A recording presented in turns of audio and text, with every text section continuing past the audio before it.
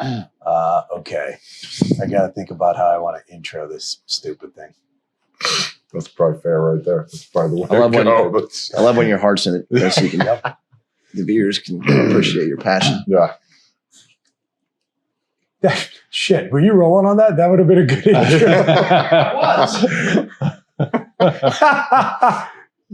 Let's do it. All right, I'm going to use that as the intro. That's good.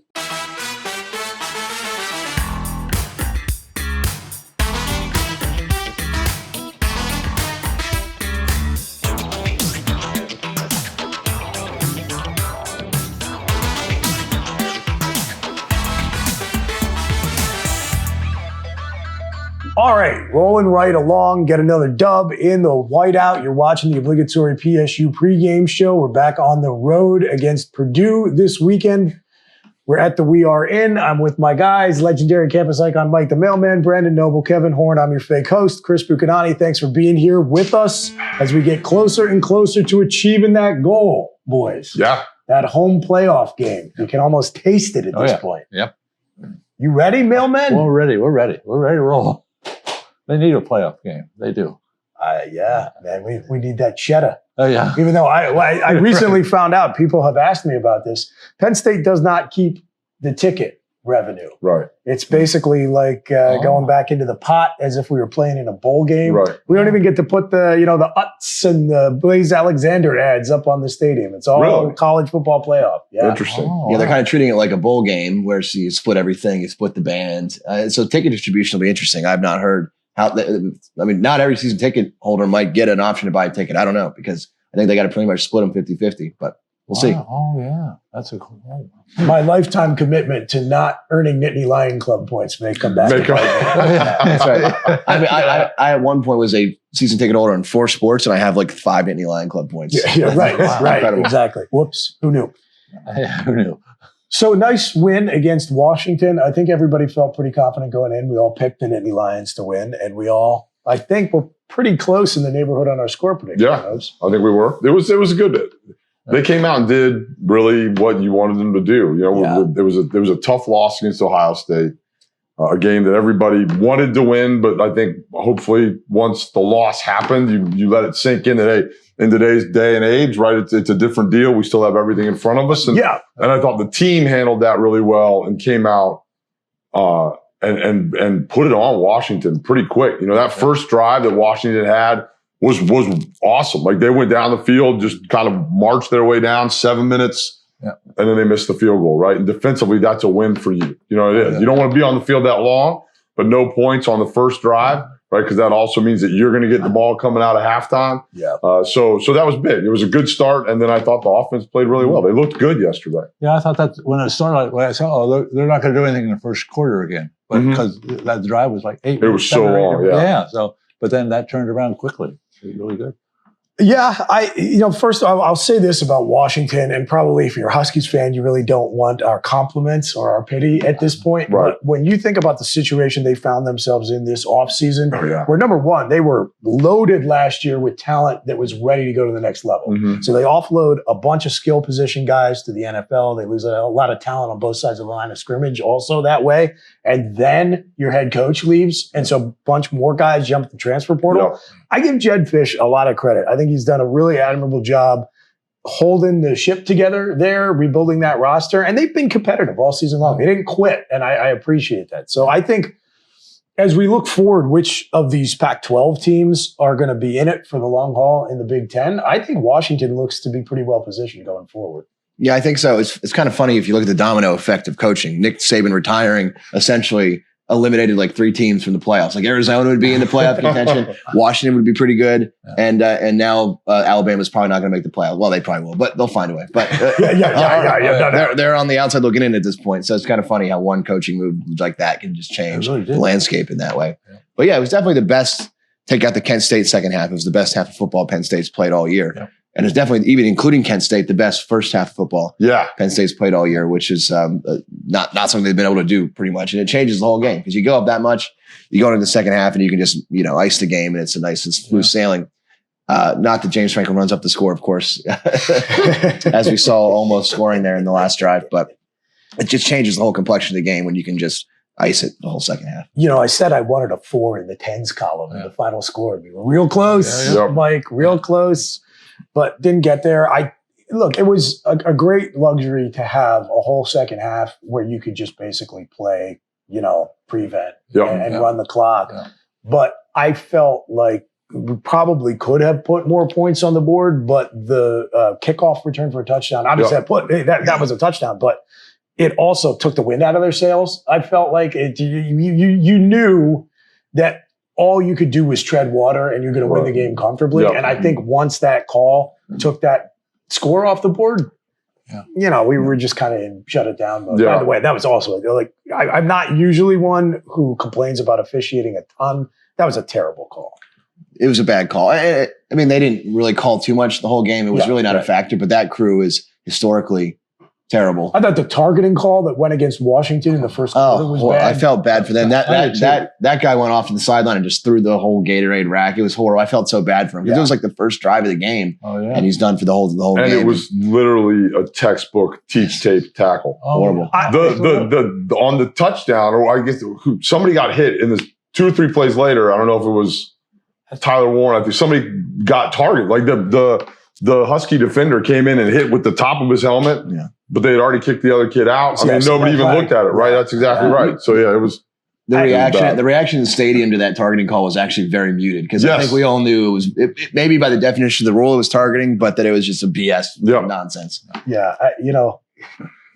Your neck and head are attached to the top of your torso. There's really not too much you can do about that. But talking about bad calls in the game, I also thought Penn State has been on the bad end of the exact same play 2 weeks in a row, where you have practically like frame for frame the same questionable catch or fumble. And it's ruled an incompletion against Ohio State, and it's ruled a fumble against Tyler Warren against Washington. Super frustrating. I know. We got the targeting call. So, wow, things might start to turn around. Yeah. Hadn't gotten many all year.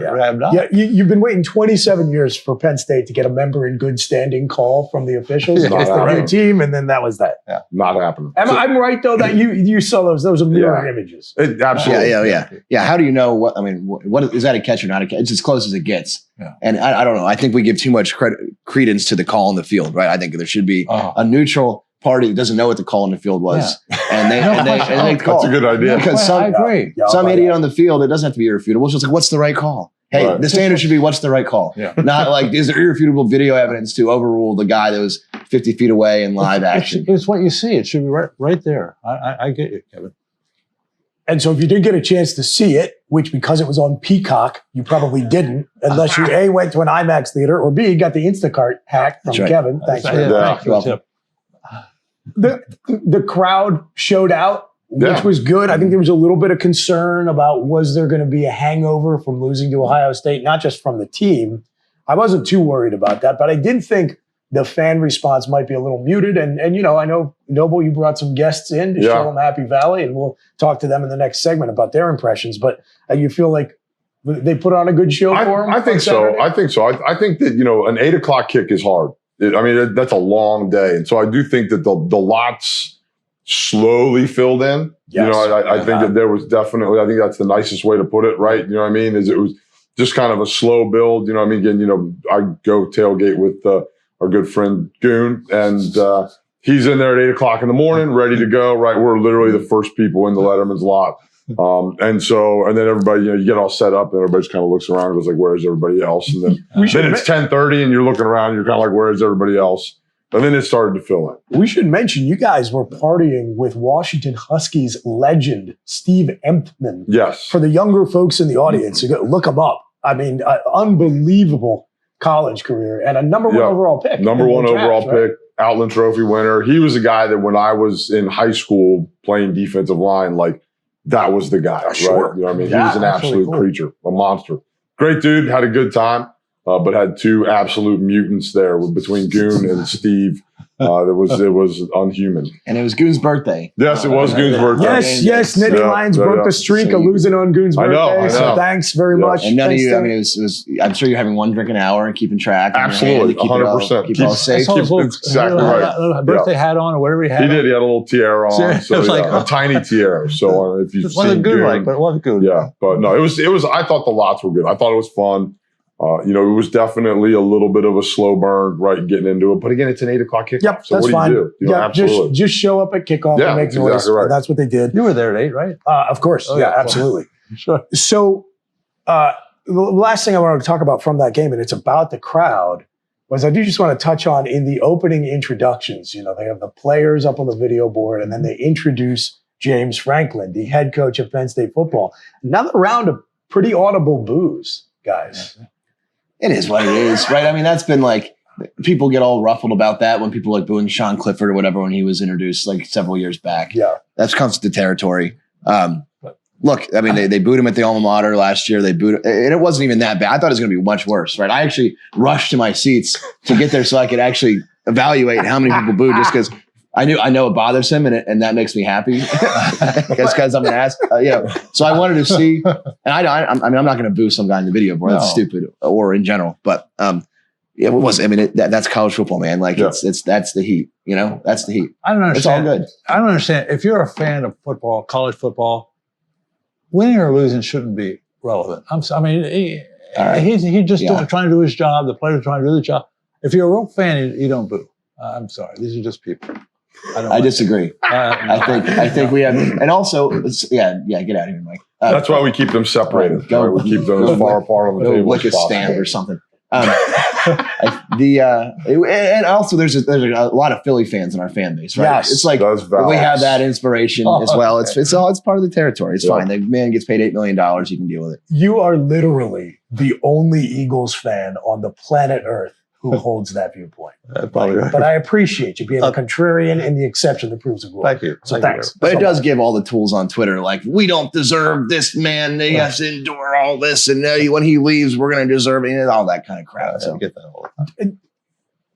Do the people down on the field, the people who actually play and coach the game, do you really care? No, I mean, I think James might care, unfortunately. I do think, I mean, I'm sure it's a little. The point is don't. Yeah, that's exactly right. You can't.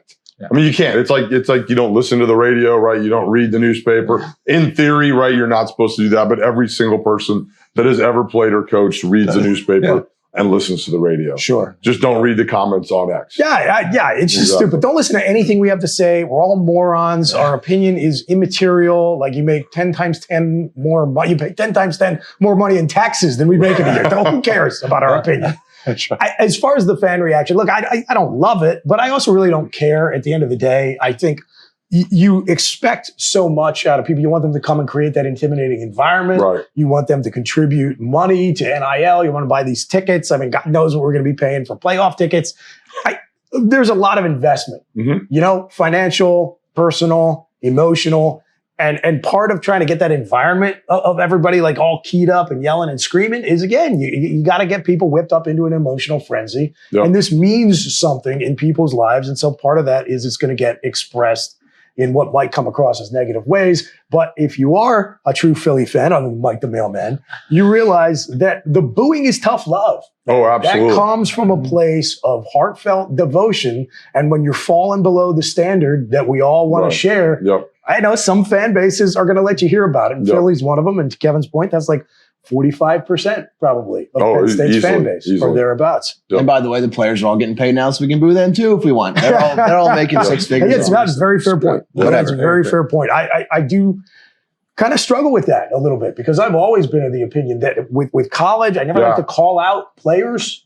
But now we are getting into this world where they're essentially professionals. A lot of these guys are getting paid more than league minimum in the NFL. Yeah. So it gets a little hazier. But we've talked about the Washington game enough and the booing and all of that. But I am curious, Noble, and we get this unique opportunity to get some perspective on Happy Valley and the whiteout from your guests who you brought in. Yeah. Some from pretty far out of town. Yeah. So we're going to bring my buddy Andy on, who coached with me in Germany this last year. This is his first trip to America. And so we got him over here. I took him to Philadelphia, right? We came to the whiteout. Right, we're going to go to New York City this week, and then we're going to put him on a plane back to Germany. And so he is probably a little overly stimulated at the moment. But it's going to be fun to kind of get his take on it. It's been fun driving him around. All right, we're going to do a little trends to treasure, and then we'll have it right after that.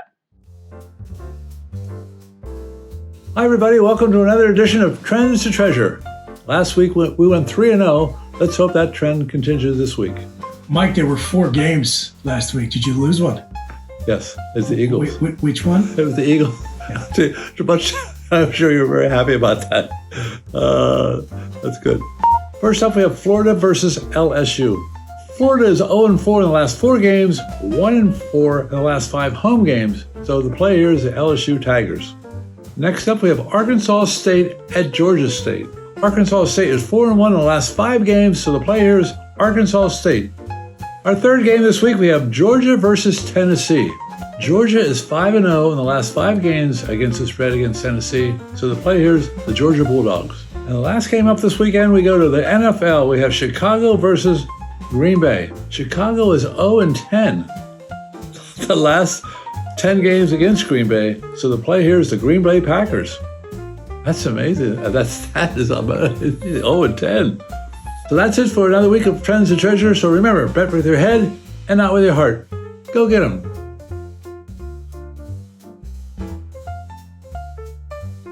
This segment of Obligatory is brought to you by Concierge Medical Associates. Whether you're a weekend warrior or elite level athlete, let Dr. Stephen Murphy and his board-certified sports medicine specialists keep you at the top of your game. Schedule an in-person or remote consultation at conciergemedical.ai. Okay, outside perspective on Happy Valley, Penn State game day, the whiteout. Nobes, you were coaching over in Germany this past year. You brought some of your coaching staff up to Penn State this past weekend so they could get to experience it. So you took them to Philadelphia on presidential election. Yeah, I mean, Then you brought them to State College, Pennsylvania for a whiteout. Now you guys are going to New York City. Yeah. I mean, Andy, you've got a very accurate representation of the entire country now, for sure. You know all about America, don't you? 100%. So Andy was over in, he's from Hamburg, right? Well, I'll let you tell a little bit of your story, right? But he was our tight ends coach for the Sea Devils. And another guy on the staff who's actually sitting right over there and didn't want to come sit down with us. Jared was our O-line coach, and he played for Washington. So when this thing kind of started, I was like, hey, Washington's coming out. I said, come to the whiteout, right? And then Andy was like, hey, if I can get myself a ticket to America, can I come too? And absolutely, right? I mean, what other better way to kind of showcase America more than a Penn State whiteout. Yeah, right? I love it. So tell me, we won't talk about Philly, Andy. So we'll skip that experience completely. It was interesting. That's maybe for a podcast or something like that. But so I mean, just kind of general thoughts, right? Like start with maybe tailgating, right? How was that yesterday? Oh yeah. So.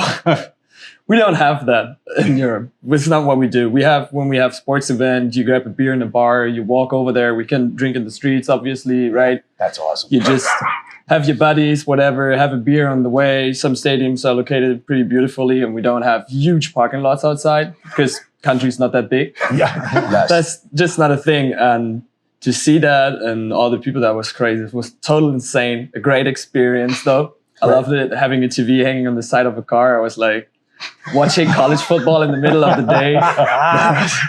That was so amazing to me, right? Because due to the time difference, football is at night for us. Oh, yeah, sure. Like late at night, right? So they're 6 hours ahead. So actually, one of the things, just kind of step back, Thursday night football was on, right? And he never gets to watch Thursday night football because it starts at like 2 o'clock in the morning in Germany, right? Sure. So we've done all of it, man. We've done all the football that we can possibly get in. But yeah, the TV on the side of the van, I think, was an eye opener. So did you actually go into the game? Because Brandon Noble doesn't go into the game. You actually got to go into the game? There was nothing stopping me from going into the game. Very good. I would have fought people. And so he sat up with Jared, again, a Husky, right? So got us some tickets from up there. Okay. And so they sat up around the Washington section. And then just tell us about what you think, man. I mean, look, we coached in the ELF. I mean, obviously, like, the crowds over there are a little different. Pretty cool. It was pretty cool. So the washing section was like way up high, so you could see the whole stadium. You could see everything that was going on, had a great view about it. And I just enjoyed seeing the student section going wild about everything. That was pretty awesome. Seeing a football game live, having the reaction. People are total kind. Was really fun, talking to random people in the stands about the game and whatever's going on. The Washington fans were pretty cool too. Had a great time there. And now, all right, so we did talk about a couple negatives. Oh. Go for it. Which negative? With the cost of the food. Oh yeah, 50. Oh yeah. You guys make it hard to drink alcohol over here. I'm telling you that. So it starts actually on Friday. We were in downtown, wanted to see a college bar. And when I saw the lines, I was like, what is this? Those are bars. It's not a club. Then you have to pay to get into the bar. And the beer is totally expensive and not very good. I'm sorry. You should come over to Germany. Noah can tell you a lot about German beer. I reckon. They have heard me complain a couple times about how good the beer is over there and how cheap it was. So it's been difficult to come back. And then so we go to the stadium. Right, you got like a chicken basket, right? Yeah, chicken basket and like 2 iced teas or something because I didn't want to get light beer. I didn't dare to. Like, I wanted to have the experience, but when I saw it, I was like, no, I don't think I can do this right now. Yeah. And I paid like $50 for the 2 iced teas and chicken basket. That's like the iced tea was like 3 times the price of beer in the stadium in Germany. And I complain about those prices too. Don't get me wrong. Those iced teas will get you if you don't look at the price because the beer's like $14. It's already bad enough, but the iced teas are like $20-something. It's just insane. I expected $15. I didn't check. I'm not coming over here to save money, right? Yeah, fair. I'm coming here to have like the full experience, which I'm thankfully getting. But yeah, I was kind of shocked when I got to the register. I was like, damn. Yeah. I'll tell you who really puts the screws to you is those hot chocolate guys. Because when they're coming up through the stands, like it's fourth quarter. My wife is freezing. Yep. He's right there with the hot chocolate. You're a captive audience. You're done. That's exactly right. Yep, you're done. They got you. So as a tight ends coach, what do you think about our tight end? Oh, I love him. I love what you do, bringing him, motioning in on the center, having him sneak the short yardage plays. I think he has a great body for it too. Just right through the middle, running over some guys. That is pretty awesome what the Penn State offense is doing with him. Also, don't be misled by that one pass he threw. Like, he's a much better passer than he showed against Washington. I thought it was just funny. I wished he would have caught it or have a better throw at it, but I thought it was a great play design. Well, he's a former high school quarterback. He's kind of like a unique athlete in that he's tough and can actually run between the tackles, but he actually can throw pretty well. And so, our offensive coordinator we hired this year is renowned for being able to find gadget type guys like that who can do a bunch of different things. What I'm curious about is that I have heard it said that the European football crowd experience is really awesome, like high energy. You see the videos of like the whole stadium, singing and chanting. How did, and please be honest, we're not going to be offended. How did what you saw this past weekend at Penn State, how does it stack up? Oh, Penn State is amazing. I must say, like Germany is, when it comes to sports, a little bit different. We like to sing songs a lot. Yeah. I think that could do a great deal for American football too. Get some flags out, and sing some cool songs. But it was so loud in the stadium. I can't imagine what it must feel like as a player down there. That must be an intimidating area. But it was pretty cool. And then they put that poor backup quarterback in, and I thought, oh man, this is really not the way to start like your first prolonged playing time. No. But he did pretty well, I thought. Kind of last comment on that game. He did better than Will Rogers, who like Colt McCoy, apparently. I want to keep calling Will Howard. Will Howard, there's goodwill and bad will. Exactly. We lost to goodwill, beat bad will. Well, Andy, we appreciate you coming in, just sharing a little perspective on it. It's cool to hear from somebody, not just from a different fan base, but a different country coming in and get a look at what we do at Happy Valley. And the best way we do it is the whiteout every week. Absolutely. I'm glad you got to experience it. Guys, we're going to take a little break, and then unfortunately, we're going to have to talk about the Purdue game briefly.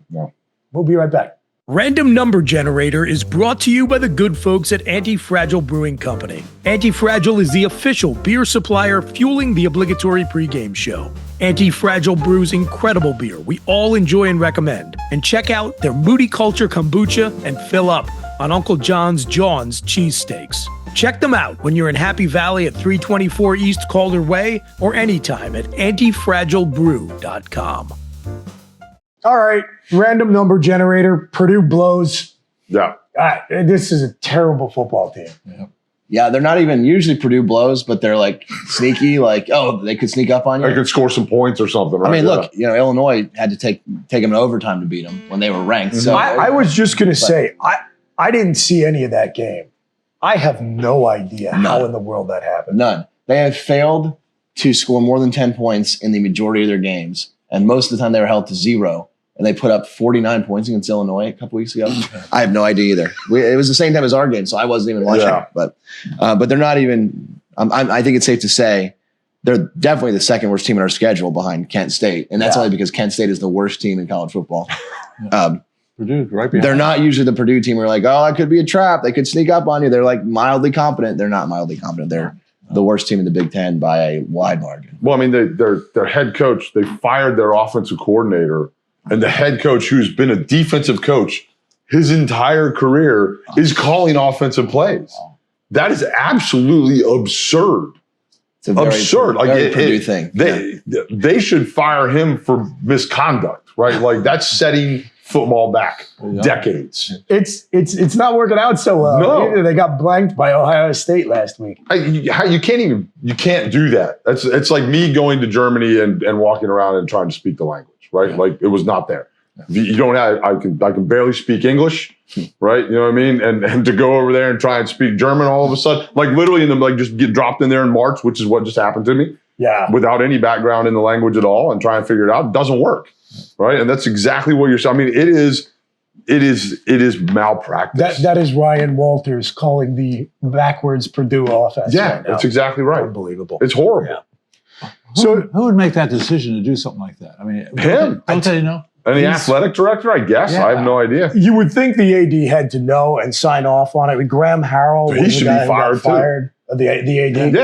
Yeah. Well, look, it's Purdue. I know. Yeah. They care about the basketball. Absolutely. Team. They're not worried about what the football. And the world's biggest drum. What's going to be funny is the Friday before our game, the Purdue basketball plays Alabama, number 2 Alabama in Mackey, which I'm going to go to. It's going to be awesome. But there will be more people in that basketball arena than there will be at Ross 8 on Saturday. I can almost guarantee that. Yeah, when the Big Ten went through this last round of expansion and brought the Pac-12 teams in, it was clear there were going to have to be some Washington Generals programs, and I thought Purdue was just teed up to be one of those. Just to rattle off some stats here. Last in the Big Ten in point differential per game. Last in the Big Ten in opponent points allowed per game. Last in the Big Ten in opponent total yards per game. Also last in the conference in first downs and last in the league in penalties per game. Even better. Garbage. Wow. Just a garbage team. I can't give you any more, nor should I, deep analysis than this is a nice opportunity for Penn State to get its 3rd bye week of the season. Yeah, and it is. Stay healthy. I think it is. You go out and you do basically the same thing that we saw this weekend, right? You start super fast. And then you get everybody out. Right, you get everybody out as fast as you possibly can right now, and that is the way that this game is. That's the metric to success here, right? It's just how little did your starters have to play, and did you get your key backups some good reps, and then maybe to get you a couple kids that you need to get on the field, to keep them happy or whatever we do with people these days. Yeah, no, Purdue's bad. There's nothing else to say. That's it. That's exactly right. I'm not even going to sarcastically bring up who their quarterback is or their stats. Yeah, really. Again, at this point, we talked about it last week. It's survive and advance for Penn State. They just got to take care of their business. It's nice that it looks like there's going to be a little bit of downward path here. We thought Minnesota could end up being a possible quality opponent, but they lost to Rutgers last week. Good. And I mean, you still got to be careful going out there on the road. But look, these are all teams Penn State can beat. Fortunately, there are upsets happening around the country that's even solidifying Penn State's shot to get that home playoff game as long as they keep winning. Mike, I thought it was important to just flush the second half team crap last week and just put it to Washington and then be in a position to handle the second half like they did. So let's randomly generate numbers about how the Nittany Lions will do against Purdue this weekend. What do you got? I've always liked Purdue as a football program, and we were out there a couple of years ago, and that was fun to be out there, and it was good. But I think Penn State. It scares me when you talk about putting your second and third team in, because we talked about that earlier against Bowling Green or something. No, I know. It just scares me. Yep. But I know Purdue's a lot worse. But Bowling Green would beat Purdue by 2 touchdowns. Well, I think we'll be by 5, like by 35. 35? Yeah. Okay. All right. That's a nice solid win. Yeah. I think I am going to go down the horn here. No, I'll let you go last. Okay. I know you like to go last. I do. Yeah. I get your point about not wanting to jinx it with the second teamers getting in. And to me, again, what I am most concerned about is, can you show some carryover from the way you played the first half of the Washington game to the way you handled this one? Can you keep you guys healthy? And that's pretty much where it's at. You know, to paraphrase Rick Pitino, like, Drew Brees ain't walking in that door. Yeah. You know? He's so, yeah. I am gonna give this one to the Nittany Lions. I think they put 48 points on the board and Purdue gets 6. So 48-6 is my prediction. Kevin, what do you got? So candidly, the line's not out yet as we're recording this. I'm going to see how good of a handicapper I am. I'm putting it on the record. I think it's going to be 32.5. We'll see how close I am. Okay. I could be very wrong. Ohio State just beat them 45-0. I mean, I'm going to say 42-0 Penn State. I think the move is to play the Purdue team total under, which will probably be around 6.5 or 7. I just don't think they're going to score. There's just a putrid offense. And that's what I would play. Penn State has a hard, I mean, we have like a ceiling with the number of points we can score, Kent State notwithstanding, just because our offense is still kind of herky-jerky and like we can't sustain a lot of drives running, even against the worst defenses in the country. We have a hard time running for more than four yards of carry, especially Nick Singleton appears to be a little bit beat up again. So we'll see if he's limited on Saturday. Hopefully we don't need him. Right. That's a huge point. But K-Tron sort of has, we have one of the lowest missed tackle rates among running backs, like yards after contact in the country. And that doesn't let you sort of milk and drives and sustain clock in the second half. They're still going to kill them. Right. But it just means like that Purdue's going to get more possessions than maybe they would normally get. So, I mean, I think Penn State's pretty much capped at around 40 points. They're not going to run it. They can't. They're incapable of running it up. So, for that reason alone, I'm saying 42-0. Okay, very good. I like it. Trey Wallace had some nice plays against Washington. I would like to see some continued maturation from that receiving core. Yeah. You know, finally, Julian Fleming got on the board with his first touchdown as a Nittany Lion. So those are things I'm going to look for. And I think Purdue has pretty well packed it in for the year. Noble, take us out. I am going to say 56-0. Ooh. But here's why. I think it becomes the backups that score the points. Yeah. Right, in the second half. Sure. Right? They got their opportunity. They're out there playing ball. Purdue's still going to have to stop them. You know what I mean? And I do think that when those guys are in the football game and those opportunities, right, you're fresh, you feel good, you're out there, and it's your moment, right? You know what I mean? And so I think that, I agree. I think offensively, we're probably in the 30s at the first half, right? And then when you get to the second half, I do think some of those backups get out there and shine a little bit, and 56. Yeah, I'll buy it. Penn State's entire second string is still a better football team than Purdue's starting. Yes, that's true. Survive and advance. Amen. Survive and advance. Go win it, Nittany Lions, everybody. Till we talk to you next, take care of yourselves and each other. We are